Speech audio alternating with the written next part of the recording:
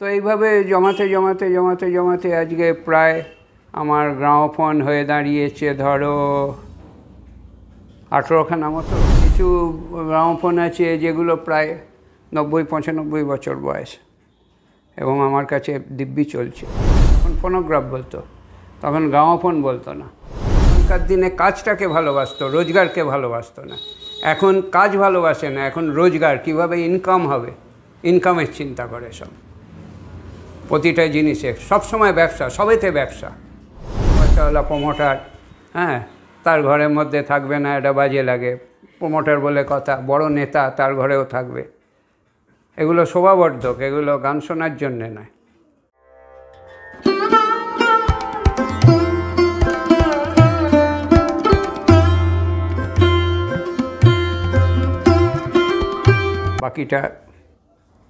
বাকি থাক।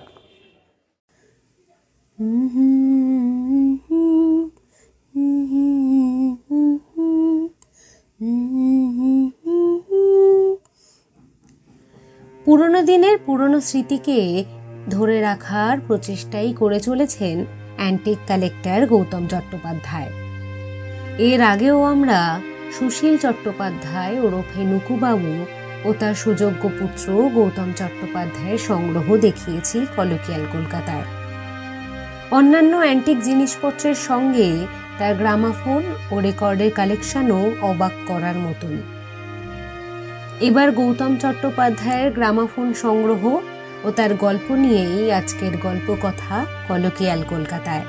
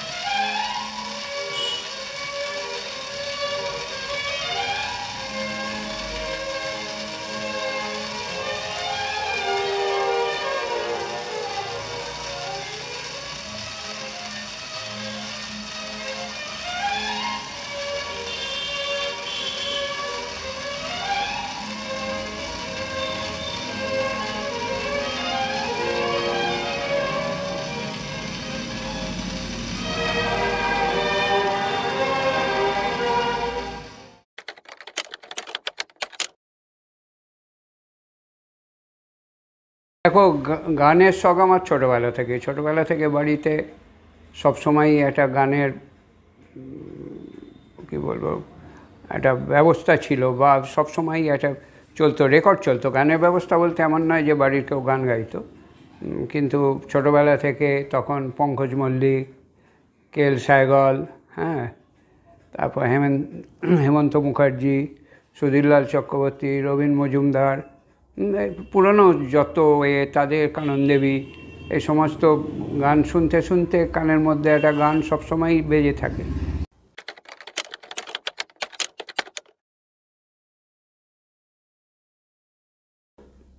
প্রথম যখন আমার একটা গ্রামোফোন এলো তখন আমি অনেক ছোট, বাবাই নিয়ে এসেছিলেন, তো আমার খুব আনন্দ হলো তখন গ্রামোফোন নিয়ে। তাকে আমি কেটে কুটে আবার করলাম কি, মডার্ন করে ফেললাম। মডার্ন মানে এখনকার যে কার্টিজ লাগিয়ে করে দিয়ে, সেটা দিয়ে তখন বাড়িতে ঝুলন করতাম, সে ঝুলনে বাজাতাম। তারপর থেকে আমার এই রেকর্ড গ্রামোফোনের ওপর বরাবরের শখ বা নেশা।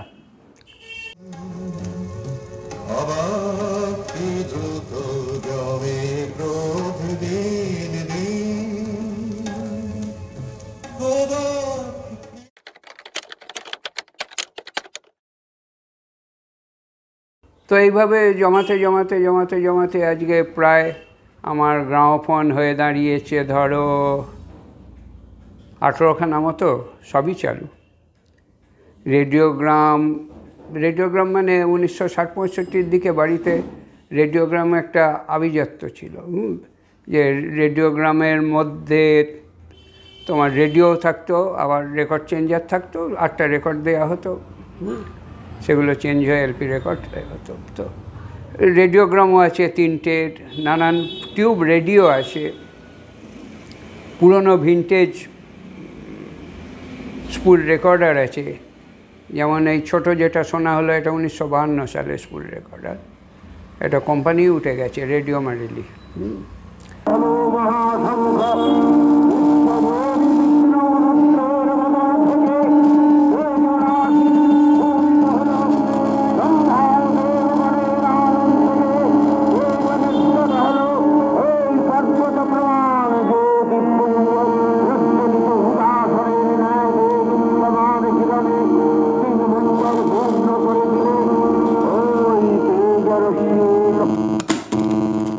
কিছু গ্রামোফোন আছে যেগুলো প্রায় 90-95 বছর বয়স এবং আমার কাছে দিব্যি চলছে। আর রেকর্ড 78 RPM যেগুলো গ্রামোফোনে চলে, আমার সংগ্রহে বেশি না, 1000-1500 হবে, কিন্তু আমার বাবার সংগ্রহে প্রায় 3500, মানে সব শুদ্ধ পিতাপুত্র মিলিয়ে প্রায় 5000। একটা রেকর্ড আমি শোনালাম, ইংরেজি সং, ইংলিশ সং।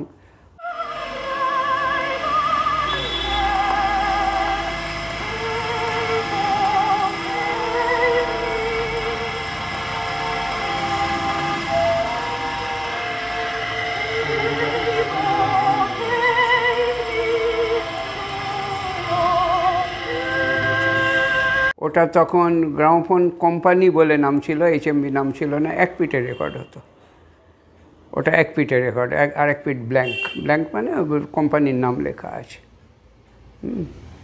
এইভাবে চলছে, আরও উত্তরোত্তর যদি বাড়ে জানি না, বাকিটা বাকিই থাক।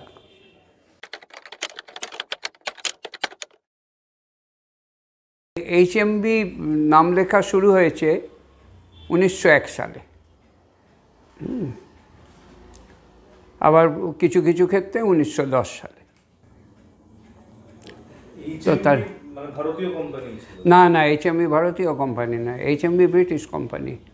আচ্ছা, এটা HMV নিয়ে অনেকে হিজ মাস্টার্স ভয়েস, HMV মানে হিজ মাস্টার্স ভয়েস। যে ছবিটা দেওয়া আছে, ওই ছবিটা একজন ব্রিটিশ পেন্টার তিনি এঁকেছিলেন। সেটা এই যে গ্রামোফোন কোম্পানি সেটা কিনে নেয় এবং লোগো হিসেবে ব্যবহার করে এবং নাম দেয় হিজ মাস্টার্স ভয়েস। এটা একজন ব্রিটিশ পেন্টারের আঁকা ছবি। আর যে ফোনোগ্রাফ চলছে ওটা হচ্ছে তখনকার এডিশন ফোনোগ্রাফ। তখন ফোনোগ্রাফ বলতো, তখন গ্রামোফোন বলতো না।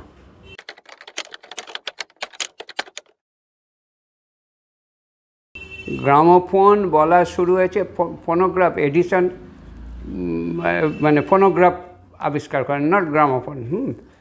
তো ফোনোগ্রাফ আবিষ্কার করেন কী ব্যাপার, সেটা হচ্ছে আমার কথা বা কিছু আমি ওটা রেকর্ডিং করব একটা কিছুর ওপর গ্রোপ করে নিডল দিয়ে, এবং সেটা রিপ্রোডিউস করব বা রিপ্রোডাকশান করব, সেটা ফোনোগ্রাফ। তখন এডিশনের সময় ছিল হচ্ছে সিলিন্ডার রেকর্ড। সিলিন্ডার রেকর্ডগুলো চেহারায় হতো 2.25 ইঞ্চি গোল, আর লম্বায় হতো খুব বেশি বেশি হলে 4 ইঞ্চি, আর ডিউরেশন হতো 2 মিনিট। এটা হচ্ছে 1877 সালে এরকম নাগাদ। 1887 সালে তোমার আমেরিকাতেই থাকতেন এমিল বার্লিনার বলেন এক ভদ্রলোক, উনি প্রথম গ্রামোফোন করেন এবং গ্রামোফোন পেটেন্ট নেন। তখন থেকে গ্রামোফোন, এবং তখন এই রকম ছিল না ডিস্ক। এই ডিস্ক এসছে 1901 নাগাদ, 78 RPM-এ। তার আগে ওই রকম ফ্ল্যাট ডিস্কই ছিল। এটা গ্রামোফোন হিসেবে উনি পেটেন্ট নেন এবং তখন ওই ডিস্ক চলত। গ্রামোফোন হচ্ছে পেটেন্ট নেন উনি, কিন্তু এডিশনে যেটা ছিল সেটা ছিল ফোনোগ্রাফ নাম ছিল, নট গ্রামোফোন। তারপরে ফ্রান্সের দুই ভাই মিলে, একজনের নাম খুব সম্ভব এমিল আর একজনের নামটা ভুলে যাচ্ছি, দু ভাই মিলে প্যাথে, তাদের টাইটেল প্যাথে, প্যাথে গ্রামোফোন তৈরি করে, প্যাথে রেকর্ড তৈরি করে। প্যাথে রেকর্ডের স্পিড বেশি হতো, স্পিড বেশি মানে 95 থেকে 100 RPM হতো। প্যাথে রেকর্ডের সাইজও বড় হতো। RPM হচ্ছে রেভলিউশন পার মিনিট, 1 মিনিটে কতবার পাক দেবে বা ঘুরবে। স্ট্যান্ডার্ড হচ্ছে এই রেকর্ডের 78, মানে 78 বার ঘুরবে মিনিটে। তার কম হলে স্লো, তার বেশি হলে ফাস্ট। প্যাথের ক্ষেত্রে সেরকম 95 to 100, কিছু কিছু ক্ষেত্রে 120ও হতো। সুবিধাটা কি হয় মানে বেশি হলে? এটা স্ট্যান্ডার্ড ধরা হয়েছে, সুবিধে অসুবিধে না, এটা একটা স্ট্যান্ডার্ড তো ধরে, সব কিছুরই একটা স্ট্যান্ডার্ড আছে। মানুষের হাইটেরও একটা স্ট্যান্ডার্ড আছে, খাবার গ্রহণ করারও একটা স্ট্যান্ডার্ড মাপ আছে, সেই রকম এটা একটা স্ট্যান্ডার্ড।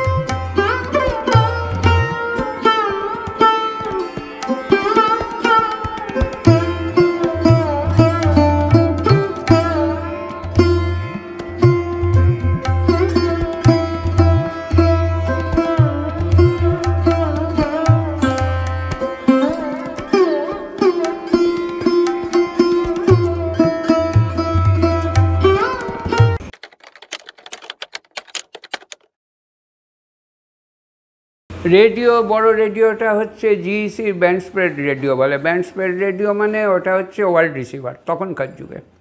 এটাও প্রায় 90 বছর বয়স হবে। এবং এটার বিশেষত্ব হচ্ছে প্রতিটা, যেমন আগেকার দিনে শর্ট ওয়েভে শর্ট 1, শর্ট 2, শর্ট 3 থাকতো, তার মধ্যে বিভিন্ন মিটার ছিল, 19 মিটার, 25 মিটার, 45 মিটার।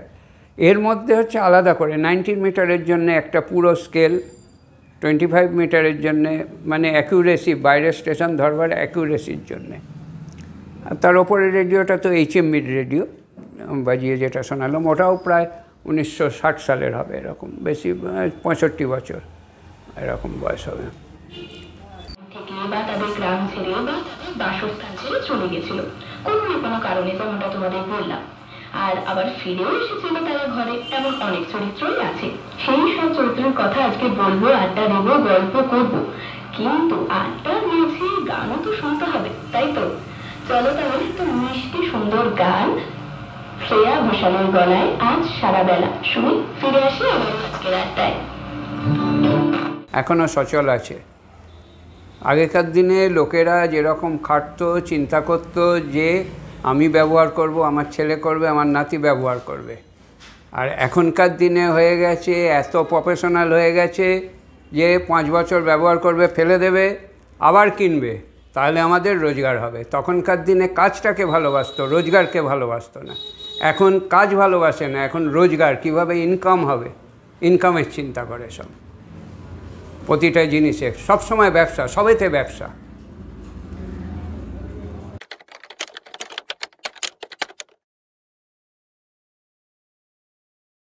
এখন আপনি ধরুন ফোনে বা টিভিতে মানে যেখানে হোক ওনার গান শুনছি হেডফোন লাগিয়ে, এবং এই জিনিসটা, এই তফাৎটা আপনি ঠিক কি মনে করেন, মানে অনুভূতির তফাৎ? অনুভূতির কথা আমি তোমাকে বলবো, তাহলে আমি তোমায় কীভাবে বোঝাবো বলো দেখিনি।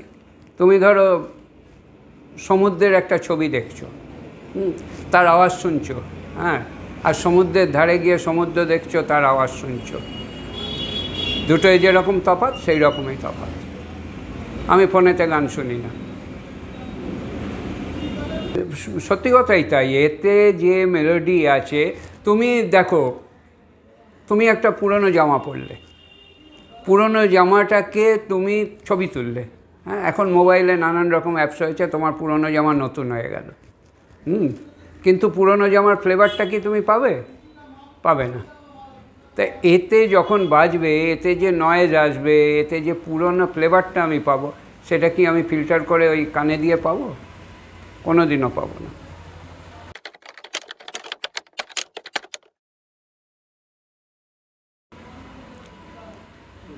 যে আপনি যে বলেন নতুন করে এখন এই রেকর্ডগুলো আবার তৈরি হচ্ছে অনেক জায়গায়, রেকর্ডগুলো তৈরি হচ্ছে, ওগুলো ভিনাইল রেকর্ড, এই সেলাক রেকর্ড না, এগুলো গালার রেকর্ড বা সেলাক রেকর্ড। এগুলো তফাৎটা কি? তফাৎ এখনকার রেকর্ড অনেক বেশি তোমার কি বলবো, অনেক বেশি স্মুথ, অনেক বেশি ফাইডালিটি, অনেক বেশি কোয়ালিটি, সব কিছুই অনেক বেশি। না মানে আমি বলতে চাইছি মানে মেটেরিয়ালের তফাৎ। মেটেরিয়াল এখন ভিনাইল দিয়ে তৈরি হয়, তখন সেলাক গালা দিয়ে, বেশিরভাগ গালা মাটি ইত্যাদি দিয়ে তৈরি হতো। এইগুলো সবই গালার দিয়ে? হ্যাঁ, গালা, সে গালা মিক্সচার, গালার সাথে অন্যান্য জিনিস দিয়ে মিক্সচার।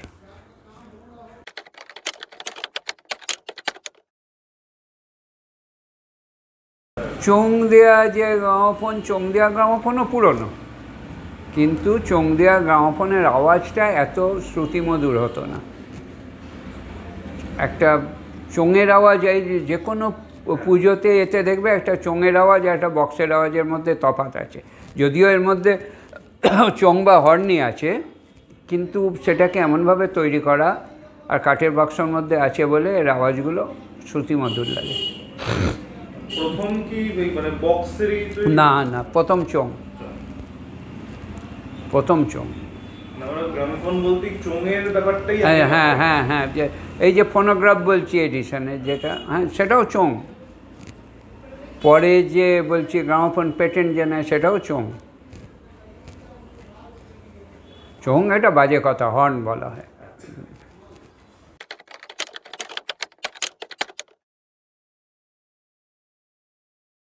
না, এগুলো এখন এগুলো সব বিলাসিতা হয়ে গেছে। বিলাসিতা মানে প্রচুর ঘরে এখন দিল্লির তৈরি, এ তো আলিগড়ের তৈরি গ্রামোফোন 3,500 টাকায় পাওয়া যায়, ঘরের কোণে সাজিয়ে রাখা, একটা বিলাসিতা।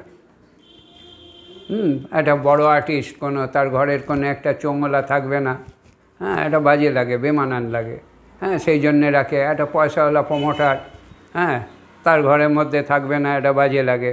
প্রমোটার বলে কথা, বড় নেতা, তার ঘরেও থাকবে। এগুলো শোভাবর্ধক, এগুলো গান শোনার জন্যে নয়।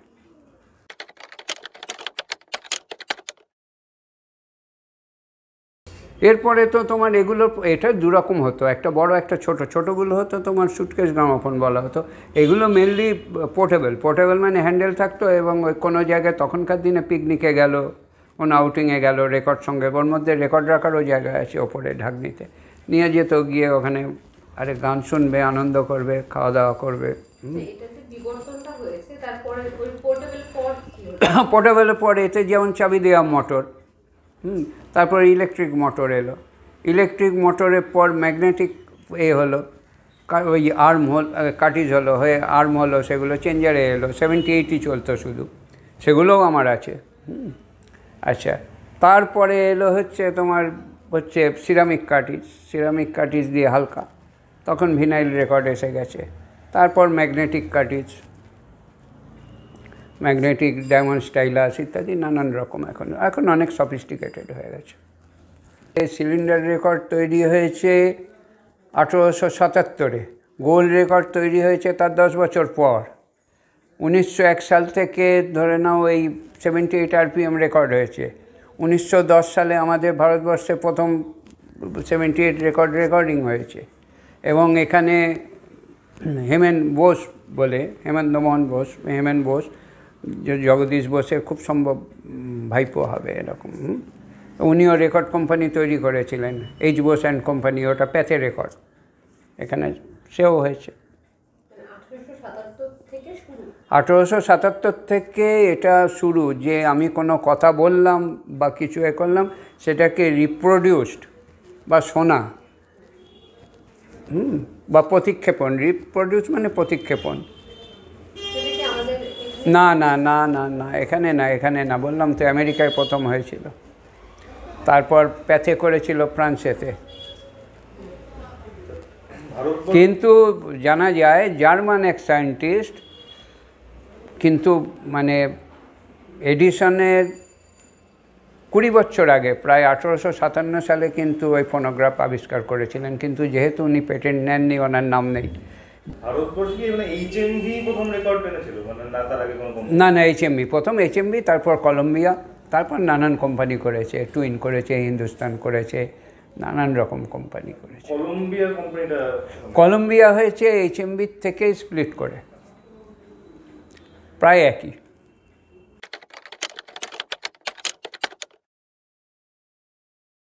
তখনকার দিনে যা দাম থাকতো সেই মূল্য হিসেব করলে এখন বাজে লাগবে, কিন্তু তখনকার দিনে চাল ডালের হিসেব করলে, সোনার দাম হিসেব করলে দাম ঠিকই। হ্যাঁ, তখনকার দিনে দাম ছিল 45 টাকা, 37 টাকা। হ্যাঁ, আর তখন সোনা ছিল 2 টাকা। রেকর্ড না,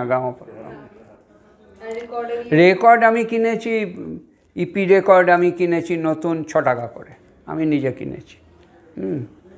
আর আমার LP রেকর্ড 18 টাকা, 20 টাকা, 35 টাকা এরকম। এখন প্রায় 2000-2500 টাকা। একটা সাইজ একটু বড় আর কিছুটা সাইজ একটু ছোট, মানে একটু তো এগুলো আরপিএম, যেমন বড়টা হচ্ছে 33 RPM, ওটা হচ্ছে লং প্লে, একবার লাগালে প্রায় 20 মিনিট 25 মিনিট চলবে। ছোটোটা হচ্ছে 45 RPM ইপি বা এক্সটেন্ডেড প্লে। আর 16 একটা হয়েছিল, 16টা চলেনি। আর 78।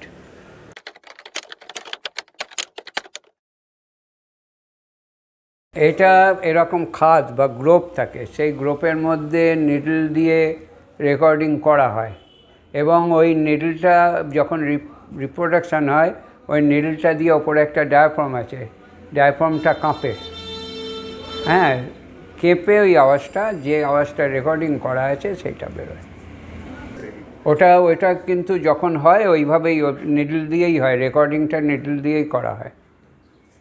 একই রকমের এখন তখনকার দিনে, এখন নানান রকম হয়ে গেছে।